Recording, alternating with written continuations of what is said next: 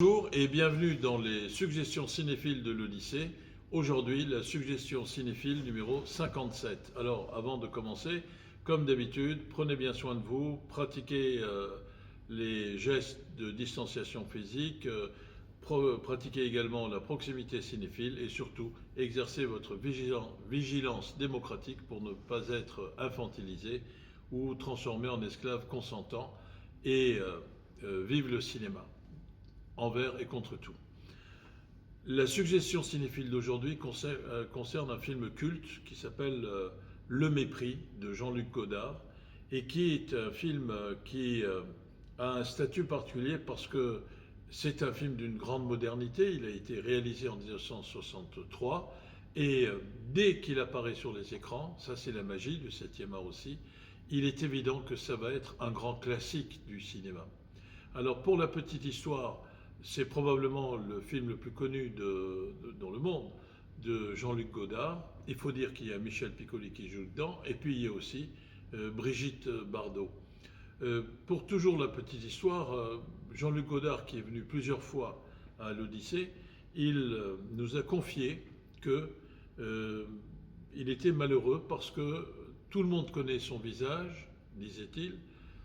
Tout le monde connaît mon visage, disait-il, et personne ou peu de gens ont vu mes films. En tout cas, ce n'est pas valable pour Le Mépris, et probablement, comme il a un esprit rebelle, ça doit être le film qu'il aime le plus et en même temps qu'il énerve le plus, parce qu'il a un statut privilégié, ce qui est un peu une injustice par rapport à beaucoup d'autres de ses films.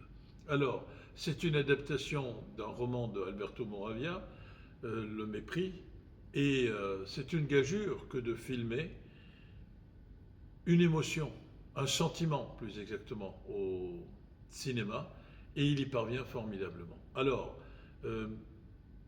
d'abord, je voudrais vous parler du générique de ce film, parce que je ne sais pas si c'est une expression qui plairait à Jean-Luc Godard, mais il a une méthode qu'on peut qualifier de flaubertienne, puisqu'il avance en désignant du doigt le masque sous lequel il procède. Et dès le générique de début du film, eh bien, on entend la voix de Jean-Luc Godard qui mentionne les différentes personnes qui ont contribué à la réalisation et à la production du film.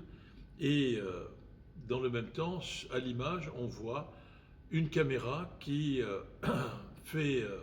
avance sur un travelling, sur des rails, et qui ensuite exerce un panoramique pour nous filmer en train de regarder cette caméra qui bouge devant nous. Et il y a à la manœuvre le directeur de la photo, qui est un collaborateur fidèle de Godard, qui s'appelle Raoul Coutard. Bien. Et puis après ce générique, il y a le début du film avec une scène d'anthologie qui est devenue célèbre. Brigitte Bardot, l'arrière-train à l'air, si vous voulez, les fesses à l'air, qui est allongée sur un lit, avec à côté d'elle, assis, Michel Piccoli, et Brigitte Bardot demande: est-ce que tu aimes mes jambes, est-ce que tu aimes mes fesses, est-ce que tu aimes mes seins? Et d'après ce qu'on dit,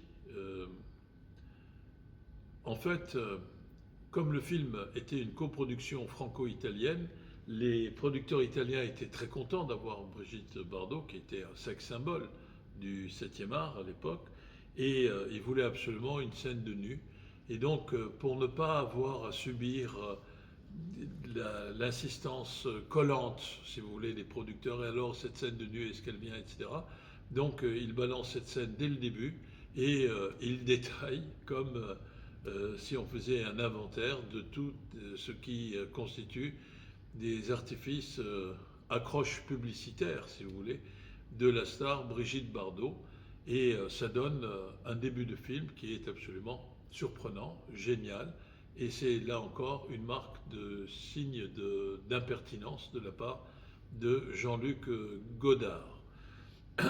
Le film est tourné dans les studios de Cinecittà et en Italie. Et c'est l'histoire d'un producteur, l'inénarrable acteur, qui a surtout joué dans des films de série B, mais qui a une gueule formidable au cinéma qui s'appelle Jack Palance, qui joue le rôle d'un producteur.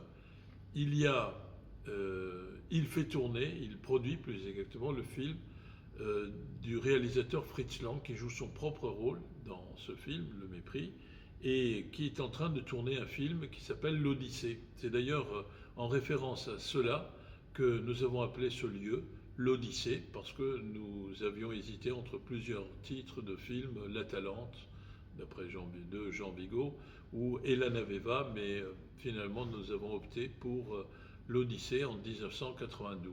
Et c'était en référence à ce film, Le Mépris, qui a été montré d'ailleurs à 16h à des élèves en présence de Michel Piccoli. Dès le 24 septembre 1992, il a été remontré de nombreuses fois, évidemment, à l'Odyssée. Alors, ce Fritz Lang, Fritz Lang plus exactement, tourne un film sur l'Odyssée d'Homère. Et c'est Jack Palance qui produit ce film. Il a besoin d'un scénariste et il fait appel au personnage incarné par Michel Piccoli, qui a pour épouse une belle femme, un peu indépendante, très dynamique et très impulsive en même temps, qui s'appelle Camille et qui est incarnée par Brigitte Bardot. Et là aussi, un clin d'œil un peu impertinent ou rebelle, comme on voudra, de Jean-Luc Godard, eh bien, on la voit successivement en blonde et en brune avec Brigitte Bardot, et en brune grâce à une perruque. Donc on a Brigitte Bardot sous toutes les coutures capillaires. Et le chauve que je suis est particulièrement sensible à cela, vous le comprendrez aisément. Et puis finalement, dans l'histoire du film, je ne vais pas vous raconter la fin, mais le personnage de Camille est de plus en plus déçu par une certaine médiocrité, lâche, fuyante, couarde, pusillanime, comme vous voudrez, du personnage de scénariste qu'incarne Michel Piccoli. Et donc, elle va s'éloigner inéluctablement, inexorablement de lui, jusqu'à finalement partir avec le producteur, qui est l'incarnation du producteur type. C'est pas un financier, c'est quelqu'un qui a beaucoup d'orgueil et qui, en même temps, a des relations qui sont fondées sur une obstination à tout faire pour qu'un film réussisse, mais en même temps avec une certaine brutalité vis-à-vis des collaboratrices et des collaborateurs qu'il utilise pour la concrétisation de son projet. Le film est en même temps une leçon de cinéma. À un moment donné, dans une des pièces de Cinecittà, il y a cette phrase, cette citation plus exactement, qui est inscrite sur un mur, des citations reprises des Frères Lumière, qui dit que le cinéma est une invention qui n'a pas d'avenir, parce qu'effectivement, les Frères Lumière ne savaient pas comment provoquer une remontée de recettes à partir de la découverte qu'ils avaient faite du cinématographe. Et donc on voit qu'en même temps qu'il nous raconte une histoire, eh bien, Jean-Luc Godard propose une réflexion sur le cinéma, et même il va jusqu'à citer, en la modifiant un tout petit peu, une citation qui est célèbre de André Bazin et dont je vous ai déjà parlé. Le cinéma substitue au monde réel un univers accordé à nos désirs. Et donc on voit que tout est une question de regard et de faire en sorte que le cinéma ne doit pas imiter une réalité qu'il ne sera jamais, mais que le cinéma doit exister en tant que construction d'une vision orchestrée de la représentation cinématographique. Et on voit ça dans un film qui est toujours d'actualité et qui n'a pas, à mes yeux, pris une seule ride, qui est plus pertinent que jamais, surtout dans cette période de crise virale qui nous amène à réfléchir au fond sur l'avenir du 7e art. Eh bien, quel est l'avenir pour le 7e art? C'est de continuer à être, tout en étant une industrie, un art de la création, et cet avenir est devant lui, chaque fois qu'il ne lui tourne pas le dos, aurais-je envie de dire. En tout cas, un film dont nous parlons aujourd'hui en hommage à l'immense, au très grand, au regretté Michel Piccoli, parrain de l'Odyssée. À très bientôt. Merci. Au revoir.